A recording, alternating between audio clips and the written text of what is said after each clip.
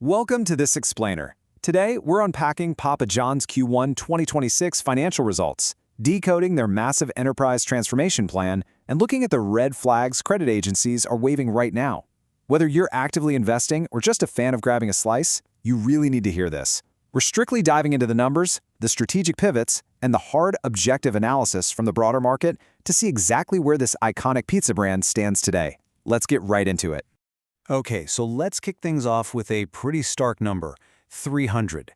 That is the total number of underperforming North American stores that Papa John's plans to aggressively shut down by the end of 2027. And get this, about 200 of those closures are slated for 2026 alone. I mean, when a massive, globally recognized pizza chain announces it's actively shrinking its domestic footprint like that, it definitely demands our attention. It signals a hard pivot from aggressive expansion straight into defensive optimization. Here's our agenda for today. First, a Q1 reality check. Second, a look at two very different markets. Third, the transformation plan. Fourth, the debt dilemma.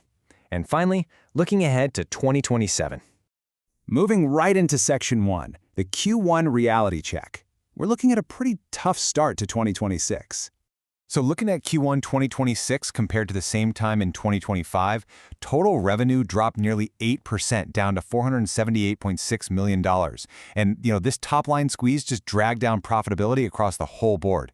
Net income took a hit, falling to roughly $6.9 million, which is down from $9.3 million the previous year. And because of that, diluted earnings per share dropped from 27 cents down to just 21 cents.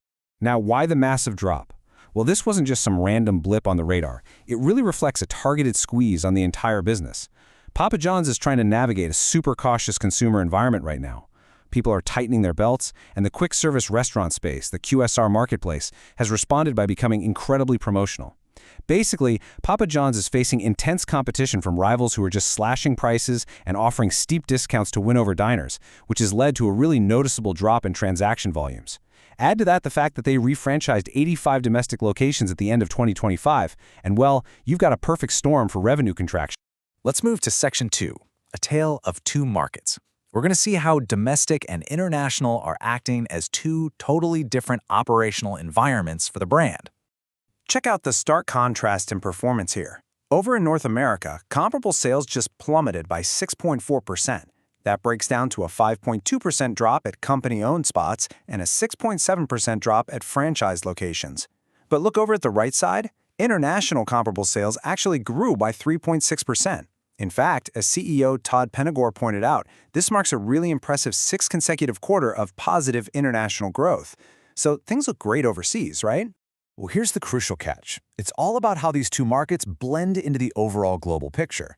Even though they opened 28 new restaurants system-wide this quarter, and 20 of those were international, and even with a 6% jump in international system-wide sales, the sheer weight of the North American market just dragged everything down. The heavy anchor of a 6% system-wide sales drop in North America pulled total global sales down 3% to $1.2 billion. So the domestic struggles are literally overshadowing all that international success. Let's hit Section 3, the transformation plan. Back to Better 2.0. So to combat these scary declines, Papa John's launched a massive enterprise transformation plan. They're calling it Back to Better 2.0. The strategy is highly decisive and laser-focused on cost-cutting and portfolio optimization. Step 1, that massive closure of 300 underperforming North American stores by 2027. They're basically pruning the portfolio of these low-revenue anchors. Step 2 is a 7% reduction in their corporate workforce. And Step 3 is completely overhauling their North American supply chain. They're targeting at least $60 million in savings over the next couple of years with this, and honestly, they've already realized about $7 million of that just in Q1. But, you can't just shrink your way to growth. You have to innovate. They aren't just cutting costs. They're taking those savings and strategically reinvesting them. They're pumping $22 million into supplemental marketing to back up their franchisees and really sharpen their value messaging. Plus, they're leaning aggressively into innovation. They've got a high-profile promotional tie-in happening with the upcoming Toy Story 5 film because, hey, apparently even Woody and Buzz need a pizza night.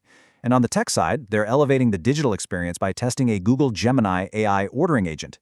Since digital already makes up the majority of their sales, capturing more of that traffic is absolutely crucial. Section 4, the debt dilemma. Let's talk about the elevated financial risk.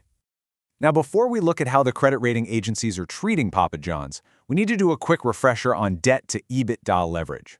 Simply put, this is a financial ratio that tells us how many years it would take a company to pay back its debt using its current operational cash flow. The higher the number, the riskier the company is. Why?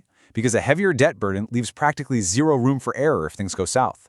And because of this exact risk, the market is paying extremely close attention. S&P Global Ratings actually just revised their outlook on Papa John's from stable straight to negative. S&P is forecasting the company's leverage to push up to about 4.5 times in 2026. This is being driven by the elevated restructuring expenses, which they estimate are somewhere between $24 and $31 million, combined with that really weak Q1 performance. A 4.5 times leverage is highly risky, sitting way above S&P's downside trigger of just 4 times. S&P really isn't mincing words here either. They explicitly warn that if Papa John's can't stabilize its guest traffic against massive competitors like Domino's, competitors who have way more scale, can advertise far more aggressively and offer better sustained value, their credit rating is going to face a formal downgrade. If those turnaround costs persist longer than expected, or if their adjusted free operating cash flow to debt stays below 10%, that negative outlook is going to become a very harsh reality, which will make borrowing even more expensive for them.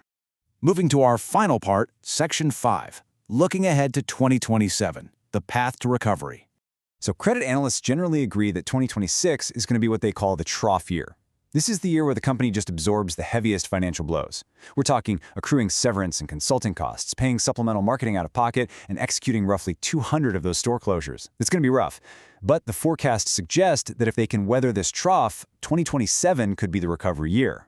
By then, franchisee marketing co-ops will be active to offset corporate spending, cost savings should really take root, and profit margins could potentially push back up to around 13%. Ideally, this paves the way for stabilized traffic and flat to positive comparable sales. So if you're an investor, 2027 is the light at the end of the tunnel you're holding out for. But man, getting to 2027 is going to require flawless execution in a highly unforgiving market. With a cautious consumer base keeping their wallets closed tight, competitors aggressively dropping prices, and corporate debt hovering at genuinely dangerous levels, we are left with one critical question. Can Papa John's cut costs, trim its portfolio, and innovate fast enough to save its slice of the pie? Or are its massive rivals just going to eat their lunch? It's a high-stakes turnaround story for sure, and the numbers over these next few quarters are going to tell us everything we need to know. Thanks for joining this explainer.